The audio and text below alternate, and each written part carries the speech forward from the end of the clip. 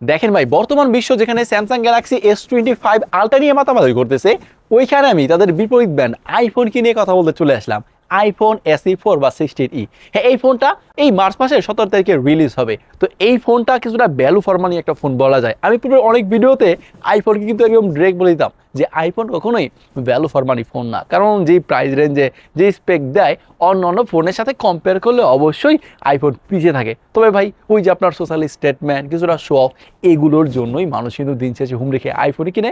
তবে দিন শেষে আইফোনের এক্সপিরিয়েন্সটাও অনেক ক্ষেত্রেই বেটার পাওয়া যায়। এখন আইফোনের প্রাইস বেশি, আমরা আইফোন কিনতে পারি না। এখন সেই জায়গা থেকে আইফোন তারা কম প্রাইস দিয়ে সেম কনফিগারেশন নিয়ে, ফ্ল্যাগশিপ ক্যাটাগরির কনফিগারেশন নিয়ে যে ফোনগুলো রিলিজ করতেছে সেটা হচ্ছে আইফোন SE সিরিজ। 2016 সাল থেকে এই 2025 সাল পর্যন্ত আইফোন মোট 3টা SE সিরিজ লঞ্চ করছে।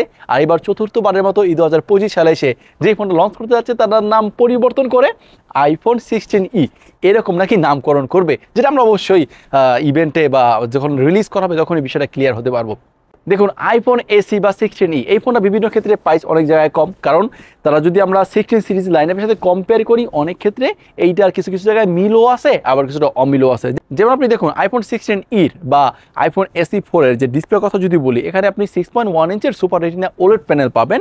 তবে এখানে কিন্তু ডাইনামিক আইল্যান্ড নাই, সেই বড়সড় নচ দিয়েই তারা এই ফোনটা রিলিজ করবে। আবার পাশাপাশি পেছনে যে আমরা 16 দেখছি কি যে 2টা ক্যামেরা রয়েছে, একটা মেইন ছোটার পাশাপাশি একটা আলট্রা ওয়াইড সেন্সর। তবে আইফোন SE4 এ শুধুমাত্র একটা সেন্সরই আছে, যেটা 48 মেগাপিক্সেলের।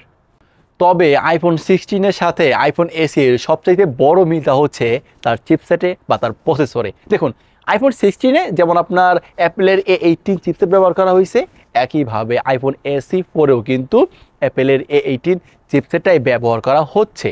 তো সেই ক্ষেত্রে বলা যায় ভাই, একদম অস্থির লেভেলের একটা পারফরমেন্সের এক্সপিরিয়েন্স পাবেন আপনি আইফোন SE4 থেকে। পাশাপাশি আইফোন SE4 এরও কিন্তু 8GB র্যাম থাকবে, 128GB স্টোরেজ থাকবে, একদম বেস্ট ভেরিয়েন্টটাই। তো অবশ্যই পারফরমেন্সের জায়গায় একটা বেটার এক্সপিরিয়েন্স পাবো। যারা টেমিং করতে পছন্দ করবেন তাদের ক্ষেত্রে কিন্তু এই ফোনের যে গেমিং এক্সপিরিয়েন্সটা একদম নেক্সট লেভেলেরই হবে, কারণ আমরা জানি আইফোনের যে অ্যাপেলের A18 চিপসেটটা আছে এইটা বেশ পাওয়ারফুল, বেশ ক্যাপেবল। আজ থেকে যদি 5 বছর পরেও যদি এইটার পারফরমেন্সের একটা ক্যালকুলেশন করি, তখনও দেখা যাবে কি এইটা বেশ ভালো কোপ আপ করতে পারতেছে। তো সেই বাদ বিচারে বলা যায় হ্যাঁ, আইফোন SE4 থেকে আপনি একদম এক্সট্রিম লেভেলের একটা পারফরমেন্স এক্সপিরিয়েন্স পাবেন যদি আপনি এই ফোনটা পারচেস করেন। তবে দেখেন, আমি বারবার কিন্তু আইফোন SE কথা যখন বলতেছি তখন কিন্তু 16 এর সাথে কম্পেয়ার করতেছি, কারণ ভাই আইফোন 16 থেকে আইফোন SE এর পার্থক্য অবশ্যই লুকসের ক্ষেত্রে আছে, ডিজাইনের ক্ষেত্রে আছে। বাট আমরা যদি ডিপলি এরকম চিন্তা ভাবনা করি তখন কিন্তু আমার এরকম পার্থক্য পাওয়া যায় না। পেছনে আপনার আইফোন SE এর একটা ক্যামেরা, 16 এর 2টা ক্যামেরা।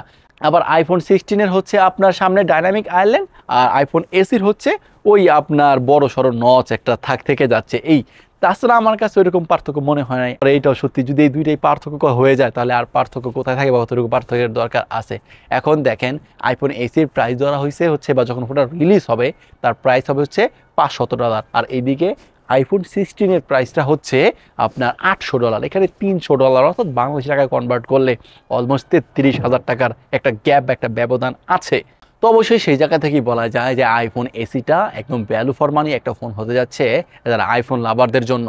তবে এইটাও সত্যি, আইফোন SE কিন্তু 3200 সামথিং mAh এর ব্যাটারি ইউজ করা হয়েছে, যেটা থেকে মোটামুটি ভালোই একটা ব্যাটারি ব্যাকআপ পাওয়া যাবে বলে আমাদের বিশ্বাস। কারণ আমরা জানি আইফোন অপটিমাইজেশনের মাধ্যমে যে ব্যাটারি ব্যাকআপটা দেয় এইটা অন্যান্য অ্যান্ড্রয়েড ফোনের সাথে কম্পেয়ার করলে 4000, 5000 বা 4500 মিলিঅ্যাম্পিয়ারের সাথে কম্পেয়ার করলেও আইফোন এগিয়ে থাকছে। তো এই হচ্ছে মূলত আইফোন SE নিয়ে টুকটাক আমাদের আলোচনা বা কিছুটা কথোপকথন। এখন দেখি রিলিজে কি আসতেছে, কি থাকতেছে বা কতটুকু নিয়েই আসতেছে। সো ভালো থাকবেন, সুস্থ থাকবেন, আল্লাহ হাফেজ।